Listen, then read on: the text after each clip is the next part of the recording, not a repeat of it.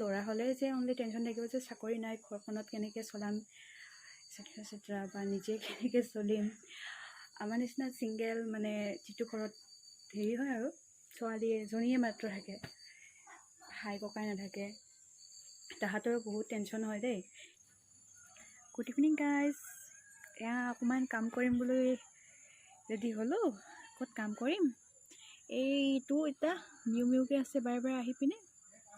আৰু আমাৰ ইয়া বুকু ইয়া মোক কাম কৰিব নিদিয়ে ইহঁতে, ইমান যে ডিষ্টাৰ্ব দিয়ে ন। কেইদিনমান আগতে কেইডালমান জলকীয়া পচাইছিলোঁ, ভোট জলকীয়া। তাকে এইটো আমাৰ এইখিনি গোৱালি এটা উঠাব বুলি ভাবিছিলোঁ। এই জেগাডোখৰ চাওকচোন, একে অৱস্থা নাইকিয়া হৈ আছে। ইয়াতে ৰুব লাগিব, কাৰণ এইখিনি নতুনকৈ মাটি উঠাইছিলোঁ। গোহালিটো ইয়াত বান্ধিম বুলি ভাবিছিলোঁ, কিন্তু কিবা অসুবিধাৰ কাৰণে গোহালিটো এতিয়া বনাব নোৱাৰিম। সেইকাৰণে ভাবিছোঁ এনেই পৰি থকাতকৈ এইখিনিত জলকীয়াকৈ ৰুই লওঁ, যিকেইদিন খাব পাম আৰু। সেইকাৰণে এইখিনি চাফা কৰি লওঁ, চাফা কৰি লোৱাৰ পিছত ইয়াতে ৰুব লাগিব। ছাগলীক পাত আনি দি পিনে এনেকুৱাখিনি জমা হৈ গৈছে। ছাগলীখিনি মানে ডেইলি পাত আনি দিব লাগে। এতিয়া এইখিনি আঁতৰাই পিনে ইয়াতে জলকীয়া ৰুম।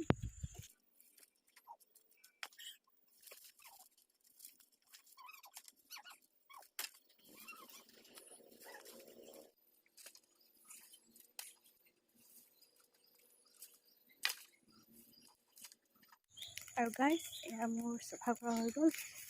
এতিয়া এই পানীলাও জাবৰখিনি পুৰি দিছোঁ, নহ'লে এইখিনি আকৌ লেতেৰা হৈ থাকিব, কাৰণ ঘৰত কুকুৰা আছে।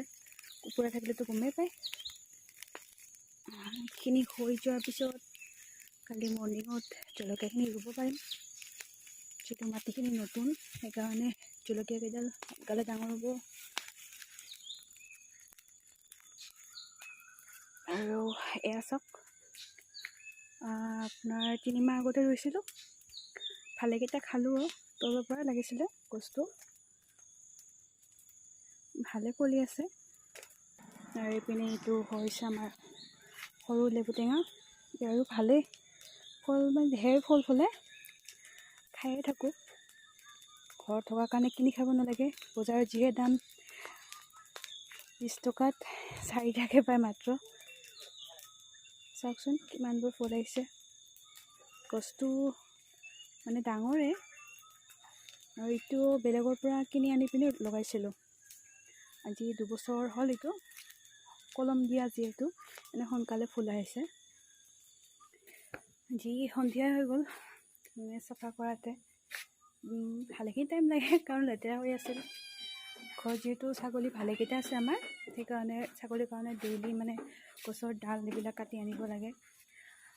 আৰু সেইকাৰণে খৰিখিনি তাতে জমা হৈ আছিলে, বৰষুণ দিছিল কেইদিনমান আগৰ পৰা, সেইকাৰণে অকণমান। আৰু এয়া আমাৰ সৰু মিউ, আৰু এটা ডাঙৰ আছে। এই কুকুৰ আৰু মেকুৰী এই দুটা মই বিৰাট ভাল পাওঁ দেই। মানুহে বেয়া পায়, বাট মই বহুত ভাল পাওঁ। মৰি যাব। জীৱনত যে কিমান পোৱা নোপোৱাৰ মানে হিচাপ আছে ঠিক নাই, কিন্তু এতিয়া আৰু ভাগৰি পৰিছোঁ। বেলেগ একো নহয়, চাকৰিৰ কথা কৈছোঁ বাৰু। চাকৰি যে কিমান বিচাৰিলোঁ, কিন্তু নাই। কেতিয়াবা হয়তো 1 নম্বৰ কম হৈ যায়, কেতিয়াবা হয়তো কিবা এটা এখন চাৰ্টিফিকেট নাথাকে, তেনেকৈ আৰু বহুত ইণ্টাৰভিউ দিলোঁ, কিন্তু সফল হ'ব নোৱাৰিলোঁ।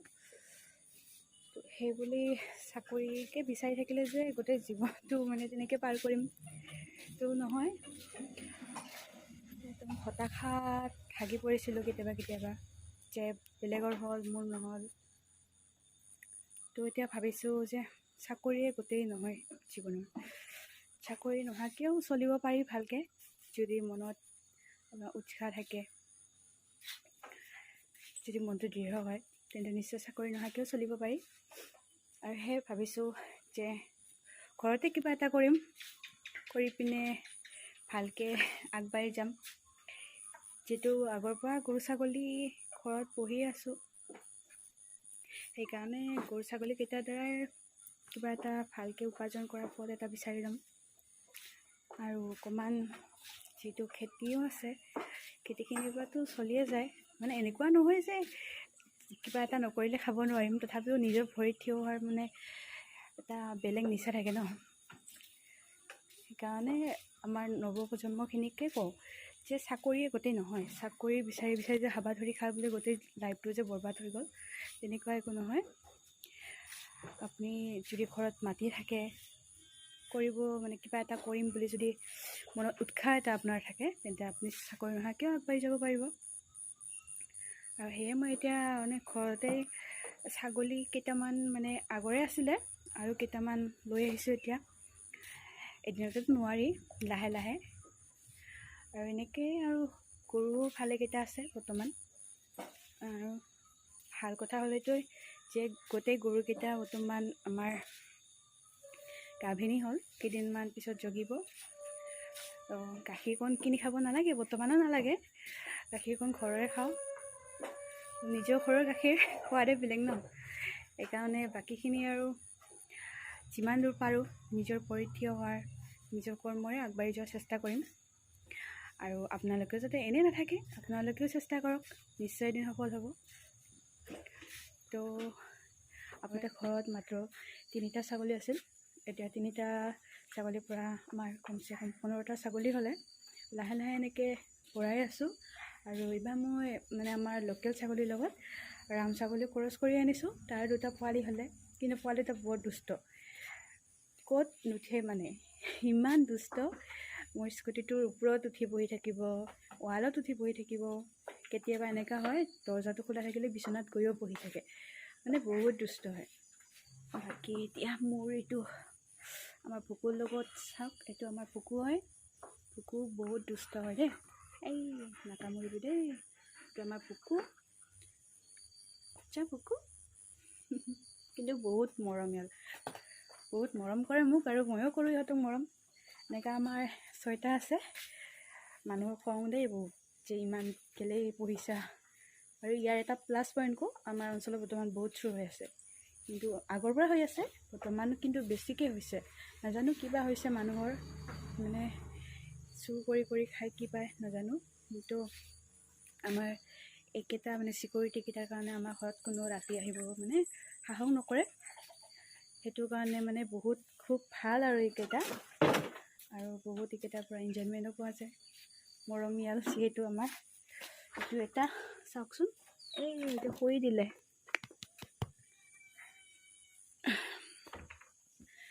এনেকৈ মোৰ নহয়, আমাৰ ঘৰত গৰুৱে হওক, ছাগলীয়ে হওক বা কুকুৰে হওক, মেকুৰীও আছে যেনিবা 2টাকৈ, গোটেইকেইটা কিন্তু বৰ মৰমীয়াল হয়।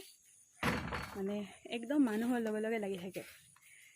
মানুহে কিছুমানে ঘিণ কৰে যে কুকুৰৰ লগত এনেকৈ থাকা, মেকুৰীৰ লগত এনেকৈ থাকা, বাট সঁচাকৈ কৈছোঁ, ইহঁতৰ লগত থকা টাইমখিনি মনখন এনেকুৱা জোৰ পৰি থাকে, এনেকৈ হাত পৰি থাকে, কিবা যদি টেনশ্যনত থাকে চব পাহৰি যায়।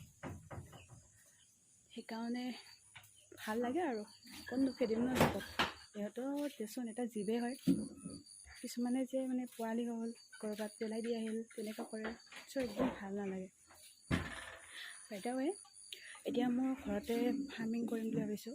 মানে গৰুকেইটা অকণমান লাহে লাহে বঢ়াম, আৰু ছাগলীকেইটা মই এইটো বছৰত আৰু কেইটামান ছাগলী আনিম বুলি ভাবিছোঁ। আৰু এনেকৈ আৰু চলিব লাগিব, নিজৰ ভৰিত নিজে থিয় দিব লাগিব। বাৰু আৰু শাক পাচলিখিনি যেনিবা ঘৰতে আমাৰ খেতি কৰা হয়। বাৰু বহুত মানে হতাশাত ভুগিছিলোঁ এটা সময়ত যে চাকৰি নাই, কি কৰি খাম। বা তেনেকুৱা মানে এনেকুৱা নহয় যে ল'ৰা হ'লে যে অনলি টেনশ্যন থাকিব যে চাকৰি নাই, ঘৰখনত কেনেকৈ চলাম, এটচেট্ৰা বা নিজে কেনেকৈ চলিম।